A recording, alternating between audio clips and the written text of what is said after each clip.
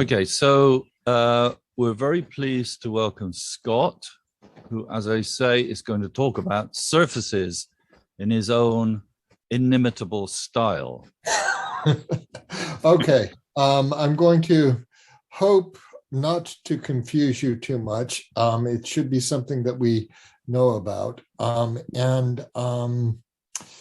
The the point of the talk is to do some shameless self-promotion. And if I give more talks, I'd like to be able to talk about the pictures on the whiteboard. There's some interesting parts of this photo. Of course, the most interesting is that Seiichi Kamada. This is a much younger me. And over in the corner is a photo of me and Shin Sato. And we were doing some computations with Cabana homology.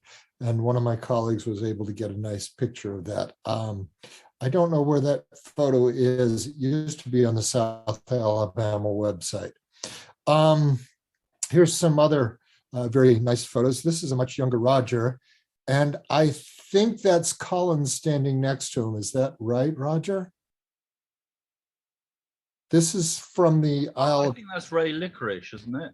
No, this is Ray right here. Oh, so it is, yeah. Oh, is that Epstein? Oh, no, Epstein. Oh, it might be. It might be. Collins in the picture somewhere. He's in there somewhere. Yeah. Yeah.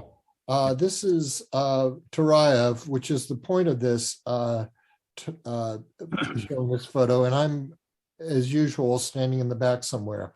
So this was the Isle of Thorns Rain Festival, and it was in 1987, and I dated that because and Ulrich had a conference shortly thereafter, and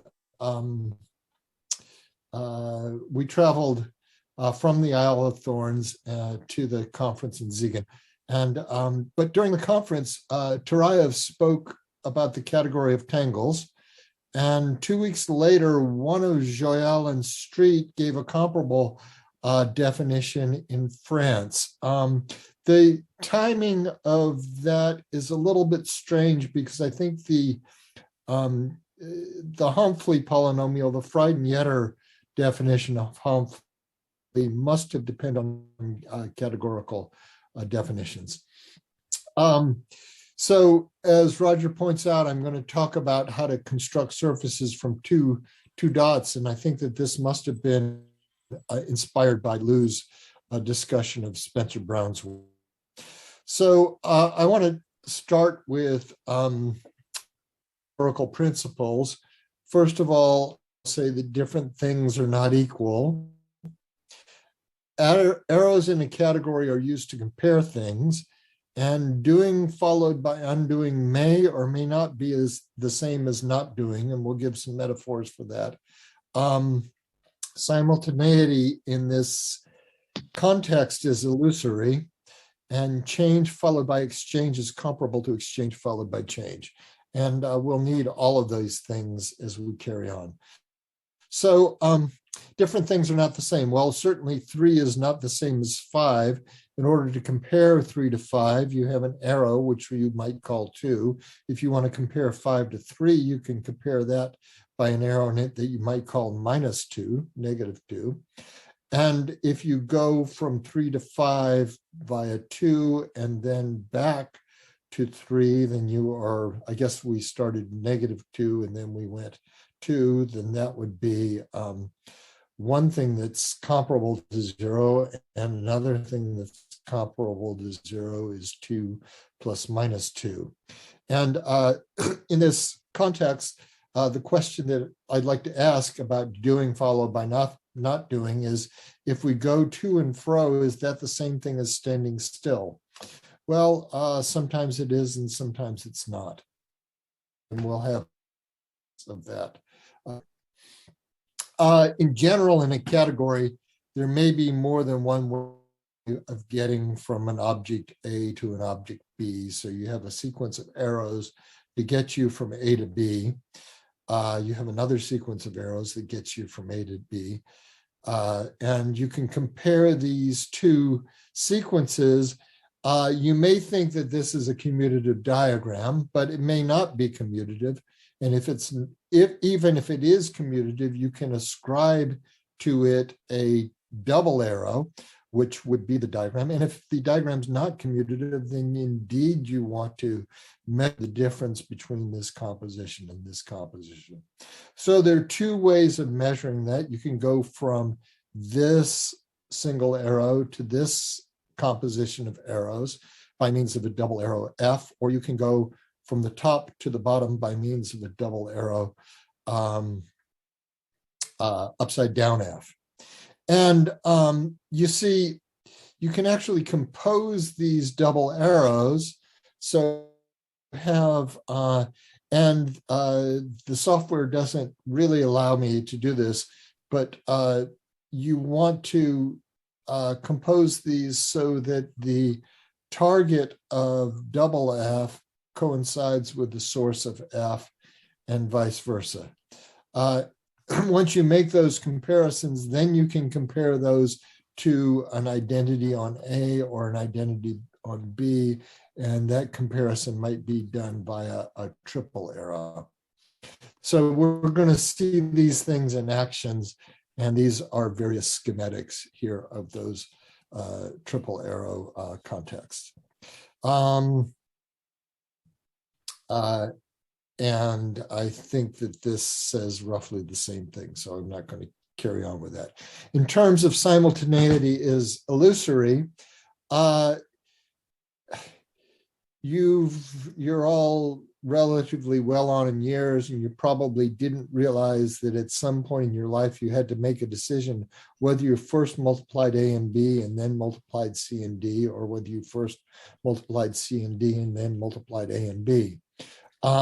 So this expression has a bit of ambiguity in it because you have to make a choice here. And so we'll come back to item 5, which has to do with change followed by exchange is the same thing as exchange followed by change. We'll come back to that. So I've gotten ahead of myself. So let me just remind you what a category is. So we'll have a collection of objects, lowercase a, b, c, and so forth. And for any pair of objects, there's a set of arrows between them. For any object A, there's an identity arrow. So this set is a non-empty set when A is both source and target. Composition of arrows will allow to be defined. And composition of arrows is required to be associative in this sense. And the unit is supposed to satisfy certain axioms. So you would go, say, from here to here to here. And in the category, we would say that these are equal. And that's to say that the arrow from A to B, F, is the same thing as the composition of the identity arrow on A followed by F, or you go from A to B via F and then take the identity on B. So what we want to do, right. So the last time I gave this talk, there was a question about associativity, and I don't really know how to address that question. The question is, do you really want associativity on the nose? Well, if you didn't want it on the nose, then you could perhaps think that there was a double arrow in here, and the shape of the double arrow might be something of this form here. So you consider this, and then you consider that, and then you consider that. So here you have the composition of two things, G and F, and then follow that by H. That should be comparable to F followed by G and H. And how you want to deal with the lack of associativity is a subject for category theorists, and I'm not going to get into that. So what I'd like to do is I'd like to be able to define a multi-category in which the collection of arrows is also a category. I'd like to be able to do that. I know that that can't be done in general, but in the context that we'll be working in, we will be able to do this, and we'll be able to promote this several levels. One of the ways that, so from a technical point of view, the way that we're going to be able to promote these is we're going to work in a globular context for the people who know what that means. So the point is that if we have, so we're going to consider that the collection of arrows from A to B is also a category. So we'll have, so for any pair of objects, the collection of arrows is a category, but we're going to disallow horizontal composition. So we're not going to allow that. So we'll take that out. And instead, we'll mitigate it in some fashion that's similar to how we mitigated the pair of multiplications. So we have this disallowed thing, and I have a note to myself to animate this, and I don't know whether this is going to work, but I'm going to try. So if you have an arrow like this, you can, you can pick this up a bit and augment by A and B here, and then insert identity arrows here, and turn that into a picture, something like this. So we're going to run fast and free with putting identity arrows wherever we want to. And so what we do then is that we bring this down to here, we bring this up to here, we bring these guys over like this, and then we insert identities here and here and here and here and here, and then, or maybe here, and then make these bits identities here. And so we get a picture like this.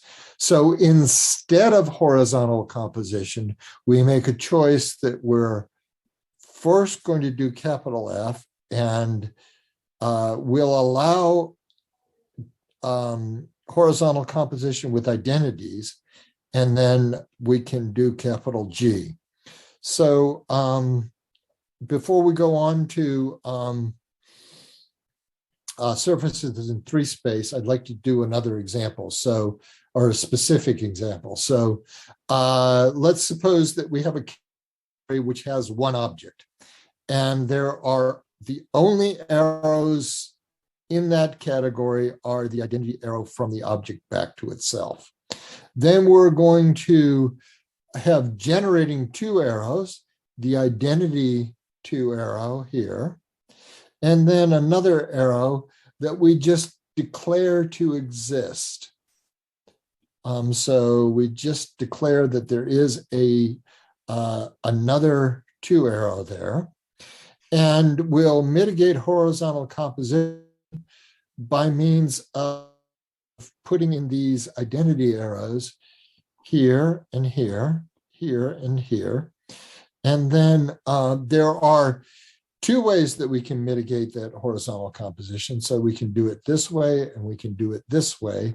And when we do that in those two ways, then we're going to say, you know, I think there ought to be a triple arrow that connects those things. So we're going to compare these two mitigations by means of a triple arrow. The triple arrow then looks something like that, where we've put this bit on the floor of the cube, we've put this bit on the ceiling of the cube, and then the triple arrow is an exchange. And we call that triple arrow X. And this illustration here is supposed to suggest how things are laid down horizontally. Yes, there's a question. Okay. No? All right. So maybe, Scott, maybe the question was orientation, maybe? Orientation of what? You mean Well, of the... I mean, you've got one of, you've done a little picture here, and one is going over the other. Yeah. The other way around, that's all. It's a matter of choice. So so you make an initial choice on how you're going to mitigate horizontal composition, and then following that choice, you connect them. And I think that I may have made the wrong choice in these drawings, but maybe I did. I really don't know. That's one of those things. I mean, is it true if you go backwards, would that be the opposite orientation? Yeah, we'll see that in a moment. Okay. Okay. How do you know which red dots to connect? There's two ways you can do that.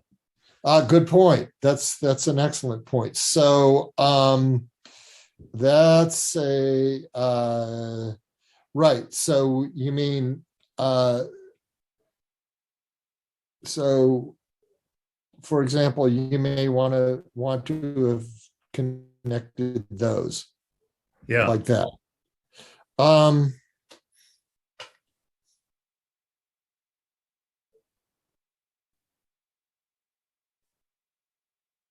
Well, I think that I might have called this one F and I called this one G.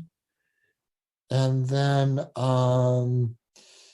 this is F and this is G. So there is a choice that's made there. There's a way of dealing with it a bit more rigorously, but there's a choice that's made there. The item 5 is that change followed by exchange is the same thing as exchange followed by change. And that, in this case, is here the change is doing an exchange between two things. Here the exchange is going from one thing on the left and two things on the right to the other way around. So the exchange is 1, 2 to 2, 1. And then this item 5 is precisely, this is the standard picture for the Yang-Baxter relation and why Yang-Baxter follows from the naturality of this square. It doesn't involve R's. If you're used to seeing with R's in there, you can replace them with R's. But this picture actually distills everything from the Yang-Baxter picture. This is just a complete distillation of that. And to address Roger's question, then doing followed by undoing, in the knot theory context, we consider that to be the same thing as not doing. When I start thinking about surfaces in force space, I want to make a comparison between these two things. So the result of Joyal Street, Yetter, Schum, and others says that free braided monoidal category on one self-dual object generator is the array of regular isotopy classes of tangles. And if you add some adjectives to that, then you can get pivotal, rigid, other things that allow you to deal with type 1 moves. And I'm afraid that I can't keep the adjectives straight, but what we've done is we've promoted the category to being a 3 category, and we get the braiding by means of this exchange axiom and the monoidal structure essentially for free, although at the cost of creating a 3 category. And there's a note here that says the monoidal structure is given by vertical composition. So we're allowing this vertical composition. And there's a note here that says Jamie. And the note with regard to Jamie is to say that I know this works because there's a software package that functions very well under a Google Chrome browser. It's, if you go to Globular Scientific, if you type in your web browser, globular.scientific, you can immediately construct a 2 category or a 3 category with these properties just by taking a single 0 cell, a single 1 cell, and then creating this 2 cell here. And so that's the globular context, because we've mitigated the horizontal composition, we get braiding. In that context, the duality is given by the existence of these arrows here. So in globular, I would declare that the dot is invertible, and then there would be an invertible arrow, 3 arrow given, invertibility 3 arrow, both cap down and cup up. But within globular, you have to create this axiom by hand. It turns out that the psi move follows from naturality of the exchanger, but you do have to create the cusp move by hands. And one of the goals is to provide a better axiomatization of the duality isomorphism by including this and then providing axioms for the cusp. Okay, so let's carry on to another example. So our category is going to have 2 objects, T and F, that we're going to think about as being to and fro. And that's another type of fro, so you can ignore that. It's an obligatory pun, or a gratuitous pun, however you like. And between to and fro, we're going to have some arrows. We're going to have an arrow P that goes from to, and an arrow B. You see, it would be bad to go from to from. So that's the naming convention.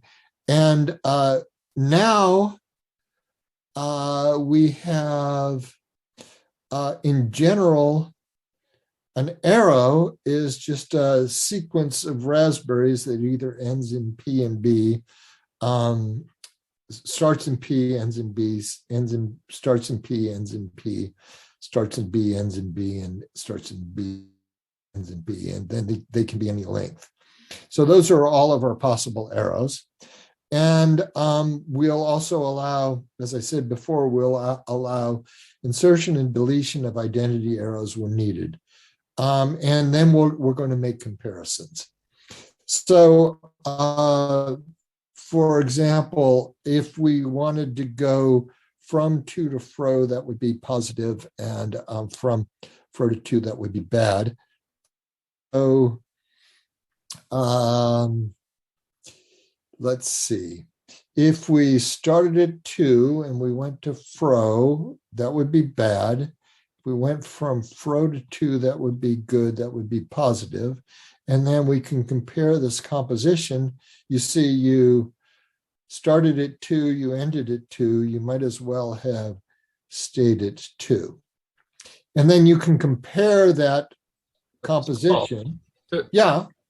So you're going from T to F or to fro by P. No, by B. Oh, B as in boy.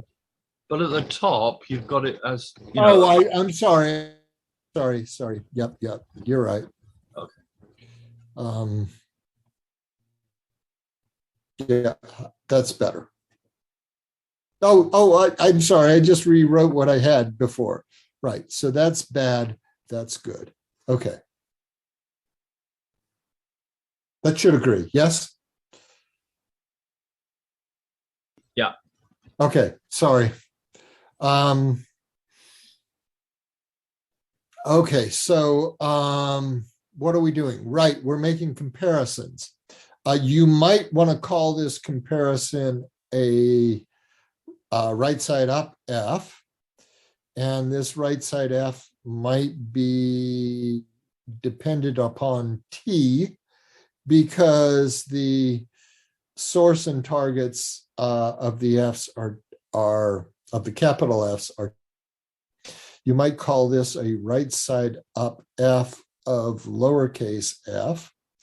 You might call this comparison a right side up F of, or upside down F of T, and this would be an upside down F of F. So if you prefer letters to glyphs, you can replace everything by letters.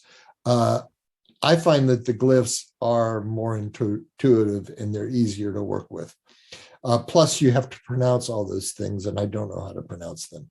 So the comparisons between BP and PB to the corresponding identities, there are 4 such comparisons that can be made, and those comparisons are a kind of double arrow. There are also identity double arrows, which are the identity on the identity on T, the identity on the identity on F, the identity on B, and the identity on P. So we also have those identity double arrows. And in a bit, we'll also write things in terms of triangles, but you see, you can just expand these by just lifting that up and putting identities on. And so these 4 rectangles are the expansions of the triangles. Okay, so in general, a double arrow replaces a putative commutative diagram. And if you have such a commutative diagram, you have all these 1 arrows here. You can just consolidate those until you have at most 2 1 arrows, or you might consolidate them all into one arrow. And similarly, you can compile all of the source single arrows to 2 or 1 source arrows. And when you do that, you get any commutative diagram can be written either as a down triangle or an up triangle. Okay. And in those triangles, there's a well-defined source arrow and a well-defined target arrow. Now, make yourself some equilateral triangles, put arrows on the edges, make sure that you have front and back, everything's on front and back, and then combine them in all possible ways in such a way that you always have a source and always have a target. Then you'll find out that there are only a few ways that you can compose things. So you can compose things in this fashion, or in this fashion. So by that, I mean you can compose things to a delta over nabla. You can compose things to a nabla over delta, where these things are the same, or you can compose things in a skew way so that there's a source and a target. And that's all that can be done. There, 64 or 124 cases, something like that you have to deal with, but they all can be dealt with. And if you want to believe me, I've done it. So otherwise, you also have a skew composition like this. I guess I lied earlier. So there's either a skew composition this way or a skew composition this way. Okay. One of the properties of the skew composition is that the source one arrow, in this case, is a B, the target one arrow is a B. And so we should be able to make a comparison of this one arrow with an identity one arrow on B. And it says it's comparable. So that's the number. Okay, so now let's look at these. And so we're going to look at the one encircled, the bit that you would find in the middle of a football field or a basketball court. And so you see there's a source, whoops, sorry, wrong implement. There's a source, which is the identity on T. There's a target, which is the identity on T. And then this is a composition of double arrows. And so that should be comparable to the identity on T. And that comparison is what we're going to call a positive berth. Similarly, if you looked from F to F, you have an identity here, you have an identity here. You have this composition of double arrows, and so that's going to be what we call a negative berth. If you make the comparisons in the other direction, you'll have either a positive death or death. So we all can think of examples of negative deaths, and I think there are also examples of positive deaths that we can think of, but we may not all agree about what those positive and negative deaths are. If we do the delta nabla composition, so we have this, again, this looks like a bit of a basketball arena or a soccer field, then we can compare those to the corresponding identity. So if we start with this identity and then compare it with this, then we have that. And the thing that makes this positive is we have a homunculus over to the right who's looking at the arrow, and then the first arrow that the homunculus sees is this positive arrow. So that's what makes it positive. And if the homunculus moves over here, the first thing that the homunculus is going to see is going to be a negative. So that's what makes it bad. Okay, so these things in the green boxes are named positive saddle, negative saddle, or positive death, negative death, and so forth. And the glyphography is the parabola. There's a little bit more that's going on in the glyphography, which I'll come to later, namely that there are serifs on the glyphs, and the serifs tell me whether the stuff you're seeing is to the inside or to the outside. So the glyph is a critical point, but whether you see saddle or berth depends on how the serifs and the glyph are situated. Right. So for the purposes today, I want to emphasize that I need to make a distinction between saddles and fork. Yeah. I just slightly worried you're using the term saddle and also birth and death. Yes. Is there a Well, I could obfuscate and call them other things, but in a moment they're going to be exactly settle and death. And so, technical point of view, I should obfuscate, but they're going to be birth, death, settles, and forks. Oh, forks. Okay. Yeah. Those of you in Great Britain who have gone to Savile Row and gotten your trousers made, then what I'm told is that the tailor will ask you, how does it fit in the fork? And so the fork is the juncture of a pair of pants. I can make a bet now, Scott, that nobody at this meeting has ever bought trousers from Savile Row. Yes, I know. Any money you like.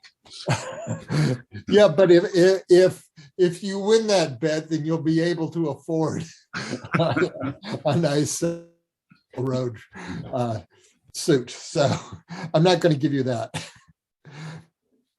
So right. So we talked about births and deaths, and we talked about saddles and forks. And those come from comparing these various compositions with identities. And now we're going to compare this type of composition with an identity. And there are going to be 8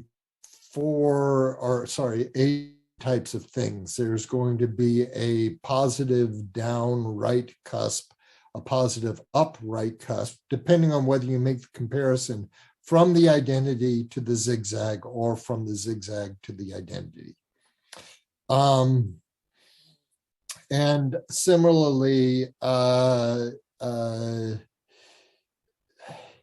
there's going to be a negative down right cusp, negative up right cusp. There are eight different types of these, and I don't want to belabor them. The thing that makes them left or right is this. This is a less because this critical point is the most visible to our homunculus, and it's on the homunculus's left side. And within the drawings, there's a slight thickening of this line over on that side that indicates that it's left or right. That may not be apparent on the slides, but it is hopefully apparent within the context of the book. Okay. There's some more triple arrows that come from exchanges, and these are some types of exchanges that occur. You have to deal with cups and caps and lefts and rights, and there are more than I choose to count. But all of our exchanges are going to be strongly invertible. That means they'll satisfy a type 2 type move, and they'll be natural with respect to other triple arrows. So from the point of view of what you see, you have Reidemeister type 3 moves that occur here. So, right, so let's just catalog what we have. We have triple arrows, which are birth, death, saddles, and forks, plus or minus of each of them. There are left, right, up, down, positive and negative cusps. So there are 8 of those, and there are various exchanges. Oh, I forgot to mention, there are also identity triple arrows, which would be the identity left positive, the identity left negative, the identity right positive, and the identity right negative. And you might get a bit nervous if you just try to combine the glyphs willy-nilly, and you will make if you just try to combine them willy-nilly. But there's something called a bookmark. And the name of this is due to Masahiko. It's really quite a clever name. What you do is you count the number of sheets before and after the critical event that you have. So our given let's see, given morphism might have a bunch of sheets in front or behind it, like this. In this case, there are 3 sheets in front and 4 sheets behind. So we can put a 3, 4 as an indicator for that. And that just tells me there are that many identities before and after the sheet. And so that's exactly a bookmark for that event. And if you keep track of the bookmarks on both the double arrows and the triple arrows, then you'll be able to compose correctly. So here's a typical double arrow. And so I said that this was an F, so that must mean that, sorry, I lied. I should say that this is an F and that this is a P. And this is just, if you read along the bottom, you're going to read whether the arrow goes up or down. You can read P, B, B, blah, blah, blah. And then once you know that this is F, then you know that the next thing has to be T, and then you know that this is F.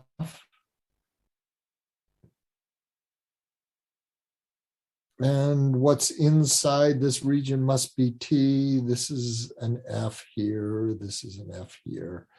And you see it doesn't matter so much which way this thing negotiates. But so this is a typical double arrow here.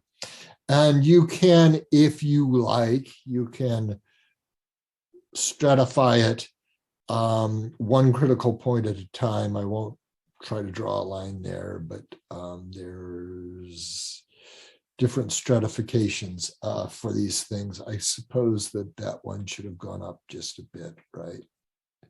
But I'm a bit sloppy on drawing these things, so that should have moved up just a hair there. Because I don't want to allow simultaneity. On the other hand, if I didn't do these stratifications correctly, I could fix things by means of exchangers. Okay, so in the glyphography and the bookmarks, keep track of the Morse theoretic point of view for a surface co-bounded by double arrows. So again, you have your births and deaths, your saddles and forks, and you have your 8 different types of cusps here. So for most of your lives, have been drawing this picture of a torus. You may have omitted the hidden information, but I encourage you to go out and get an inflatable torus and hold it up to the light, and then you'll see this is a donut that you would bring to the swimming pool. Then you will see this cuspal information in there. So the standard picture is in fact a composition of triple arrows, and the composition is that there's a birth here, there's a left down cusp here, there's a saddle here, there's a right down cusp here, there's an exchange here, there's an exchange, whoops, there's an exchange there, and so forth. And I'm not going to clutter the picture up any more than that. However, I will say, I guess I will clutter it a bit more and say that there's nothing in front of this, there's nothing behind that, so that would have an index 0. This cusp here has 1 sheet in front and 1 sheet behind. This exchange has 0 sheets in front and 2 sheets behind. And so every one of these glyphs can be adorned with a bookmark and indicate how to compose them. Okay, so we're almost done with our description of surfaces, but we want to subject the triple arrows to additional conditions. And here, we're going to say that these are equalities. Now, you may want them not to be equalities, and that's up to you, but this is as far up the categorical ladder that we're going to go. So we're going to have critical cancellations. So if you have a, let's see, what is this? This is a birth. This is a fork. That composition of birth and fork should be comparable to an identity. And then this is a death here, and this is a saddle there. And so birth in the fork, death in the saddle, that's how I came in, and that's how I expect to go out. All should be comparable to identities. And there are these many different such comparisons. If you want to think about this as a particular double arrow, which I do, then you can move from that double arrow to this, say by means of giving birth to this simple closed curve, and then you form a fork to cancel it, and that composition of double arrows should be comparable to the identity double arrow here. But I want to redraw this picture and analyze it a bit further. So you can go from here to here. As I said, you can go from there to there by means of a birth and then a fork. But there's another way of going from here to here, namely if you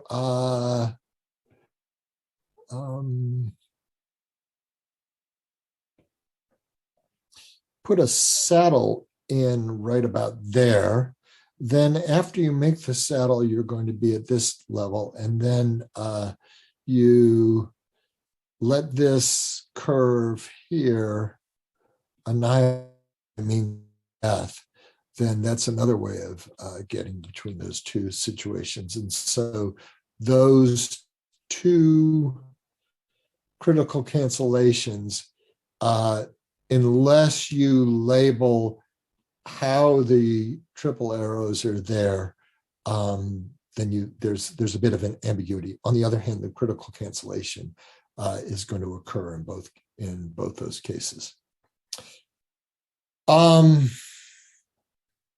If we have cusps, I haven't really talked much about cusps, but I did mention that we wanted to compare the identity on B to this zigzag. And then if we compare that back to the identity on B, then that would be a negative left cusp down, negative left cusp down, followed negative left cusp up, and that should be comparable to doing nothing. So in terms of our dapperness, I suspect that some of you may have actually ironed your shirts. And if you did iron your shirts, then you know that there's a bit where when you're ironing your shirts, the fabric might get snagged under the iron and it'll create a cusp like this. Now, I would take that, but Roger, because I've actually done that myself. So, and so, yes, the lips catastrophe happens when you're ironing. The beak-to-beak catastrophes also happen when you're ironing. So let's see. If we take this thing here, take this thing here, copy it, put it down here. And then we can spit out, say, like that, and then like that. So that's the situation that we have over on this side. So we also have beak-to-beak catastrophes, and I reckon there are 8 of those. There are either 4 or 8 of them, and I've only drawn 4 of them here. So the cuspal move is a type of doing, and if you don't like the metaphorical world, then you can work in the mathematical world. If you just take, for example, the cubic function x cubed plus ax, and run your parameter a anywhere from being negative to being positive, then you're going to go from two critical points to no critical points, and you've, at the moment of the inflection point, corresponds to the cuspal event. So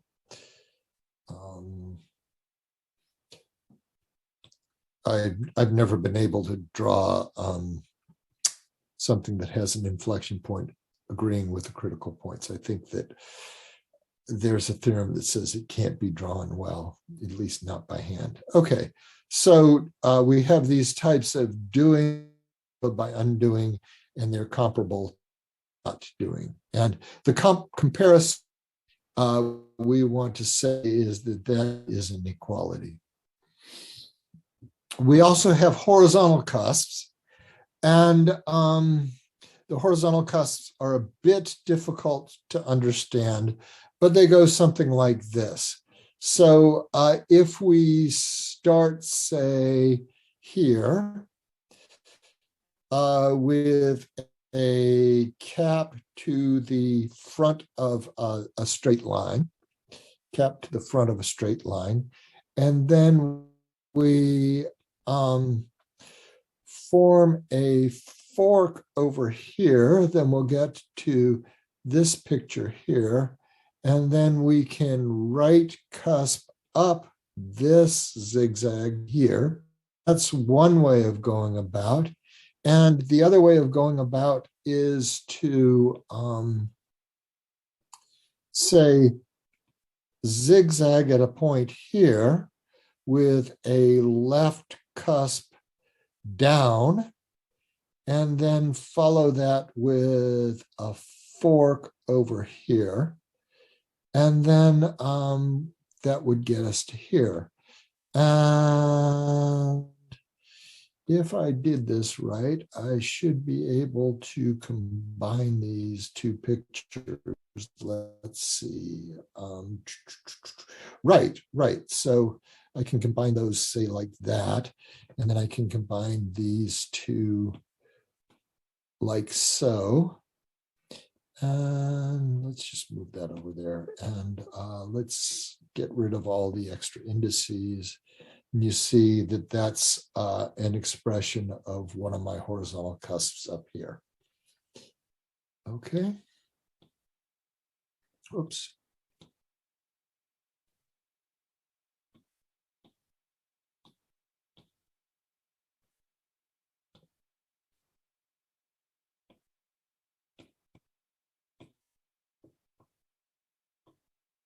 That's sort of the best I can do on the fly.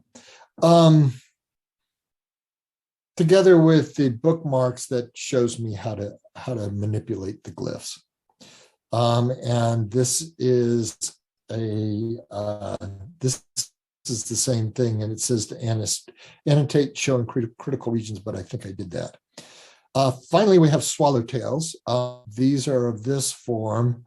This is a movie of the swallowtail, and the movie of the swallowtail comes about because I don't allow the trapezoid to be lying horizontal And I'm going to redraw that here. So we have a cap, and then we cusp over here. And then we go like this here, and then go like this. So even though I'm thinking about this in terms of surfaces, I'm actually manipulating things in this appropriate 3 category. So we had the cusp, the exchange, and then the cusp, and then that corresponds to one of these things over here. Finally, we have the naturality of the exchanger, and except in the case of the exchanger, all of these cues, the fold lines die out. All right, so we have 2 objects, T and F.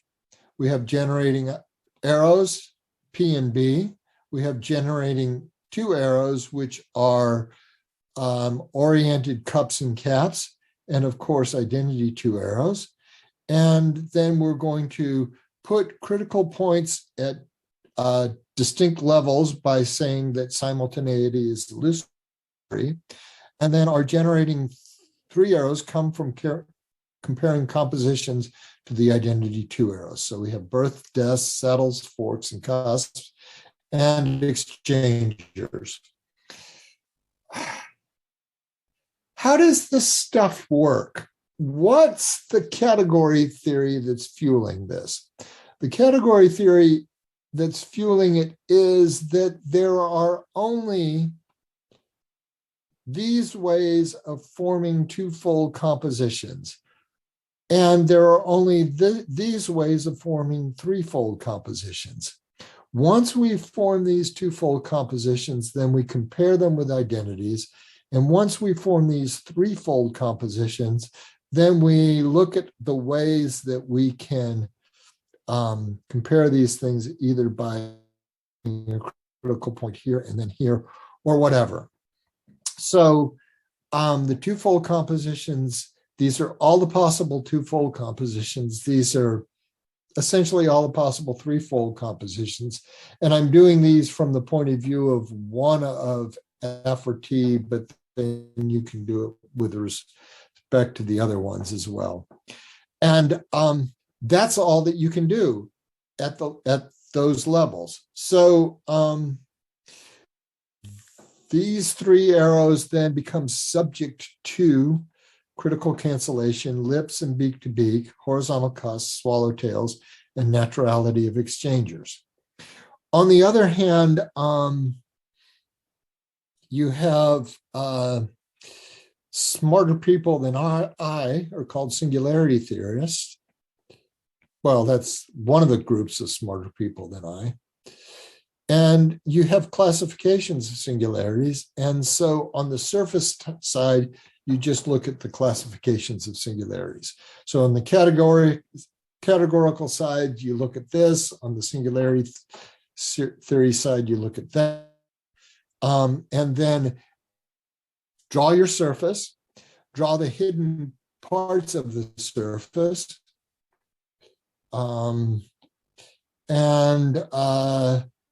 Your surface, as long as you put it in a nice enough position, it can be thought of as a composition of triple arrows. And the statement is that the globular 3 category, subject to these various 4 isomorphisms, correspond to properly embedded surfaces modulo isotopy. And what we've done is given a categorical description of singularities, of the codimension 2 singularities. I'd like to be able to include codimension 3 singularities, because I think that if you include the codimension 3 singularities, you have a better description of what duality means. For example, I'd like to be able to deal with monkey saddles. And I'll read this. I can think of a surface as a movie. I can think of isotopies of surfaces as movie moves. And I should be able to think about a monkey saddle as a sphere, a two-dimensional sphere tiled by movie moves. I just haven't been able to do that yet. I've tried for more than 2 hours, but I don't think I've tried for more than 2 days. So I probably should try again. All right, so let's get to the caffeine-free Diet Coke, which is what my nephew calls why bother. Might as well just drink water. Okay, so why bother is that if you were paying attention for a little while, you said, well, what are T and F? They could be anything. So in the case that we did, F was nothing and T was something, but we could start F as being 1 dot and T being 2 dots. We could start as F being 2 dots and T being nothing. We could start F as being a circle and T being nothing. We could start F as being parallel strings and T being cup cap, or a sphere and nothing, or a hyperboloid of 1 sheet and a hyperboloid of 2 sheets. And then these are the corresponding P's and B's. Let's see how we're doing. Okay, I'm over time, so I think that I'll stop there, but just flash these pictures at the end. And these pictures are what happens when you have 1 dot or 2 dots. And then if you combine all this stuff together, you can actually, you get handle cancellations in lots of different dimensions. So cusps correspond to certain critical cancellations. Soylent Green is people, and like I said, I'm just going to flash these pictures. And I will mention that a year ago or so, Rob Kirby talked about swallowtails for certain critical events in for manifolds, and we can express those swallowtails in this categorical context, but I won't do this here. If I'm invited next time, I can show an inductive construction based on this, or I can talk about higher dimensional braids. And if you're tired of hearing me, I can just remain silent. And thanks for your attention or lack thereof. Thank you. Well, thank you very much, Scott. That is actually quite fascinating. And I hope you're going to speak next week. Okay. And maybe the week after? Yeah, I can do that. Yeah? Yeah.